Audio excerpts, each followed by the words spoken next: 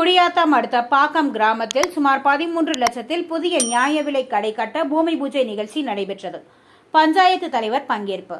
வேலூர் மாவட்டம் கேவி குப்பம் தொகுதிக்கு உட்பட்ட பாக்கம் கிராமத்தில் சட்டமன்ற பொது நிதியில் இருந்து சுமார் 13 லட்சத்தில் புதிய நியாய விலை கடை கட்ட பூமி பூஜை நிகழ்ச்சி நடைபெற்றது.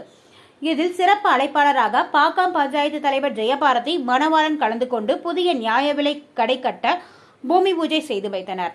பின்னர் பொதுமக்களுக்கு இனிப்புகள் வழங்கப்பட்டது. இதில் புரட்சி பாரத கட்சியின் மாவட்ட செயலாளரும் நகர்மன்ற உறுப்பினருமான மேகநாதன், சிவா, பாஸ்கர், ஒன்றிய செயலாளர் இளங்கோ உள்ளிட்ட பலர் கலந்து கொண்டனர்.